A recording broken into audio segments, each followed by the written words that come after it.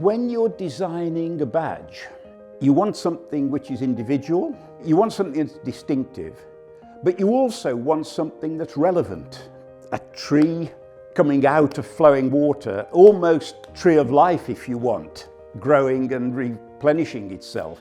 That there'd be enough in that for supporters in particular to take to their hearts.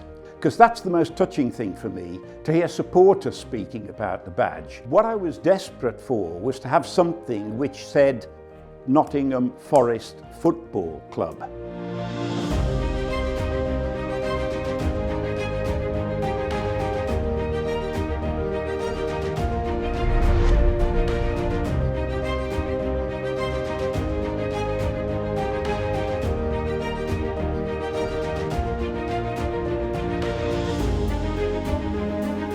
Visiting the city ground again after so many years, it's exciting, but it's very strange. It's strange in the sense of seeing the image, the badge, the crest, so many versions of it. You know, I mean, it proliferates all around the place, and to actually walk around, keep seeing it.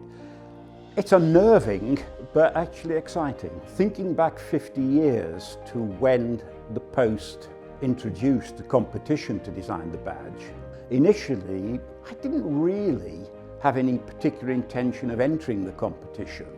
But as a designer and as a design tutor, it was just, the idea was an interesting one.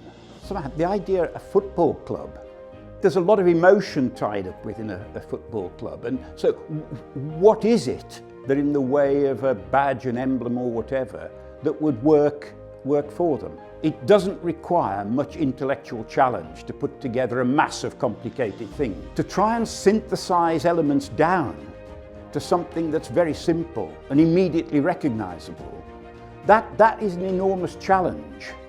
And I think, if anything, I would regard that as giving me the most satisfaction in the design, to have brought it down to just that outline. But I think it's an outline with quite a lot of inbuilt symbolism. The flowing water at the bottom, that does move.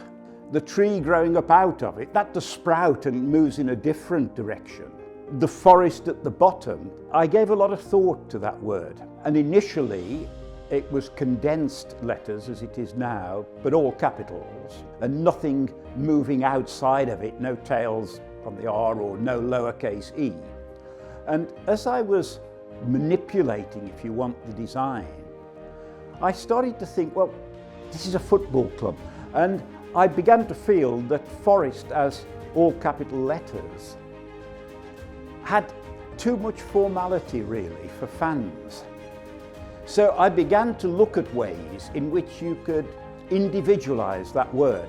And I tried all manner of things, but one of the things that seemed appropriate was introducing a lowercase letter, but at the full size of capital letters, sort of suddenly made it less formal, made it more personal, made it more like a friend rather than something you read on a sign. And then to wrap the tail of the R around that E, I think actually draws attention to the lowercase e, which is probably why a lot of people have commented on it. It was just trying to make something which was less formal and perhaps might help ownership by fans in particular, as something which is, this is our forest, not just the word forest. I saw it as being something that almost had the element of a sort of medieval fighting flag almost, that in the heat of exchanges and the heat of activity, you could see it quickly and say, bang, yeah, that's it.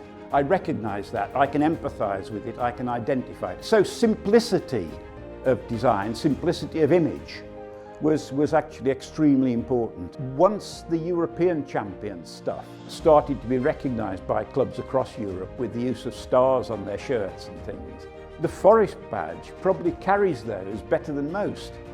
You know, water, plant life, trees, stars, you know, it sort of sits quite reasonably with the two stars above the crest.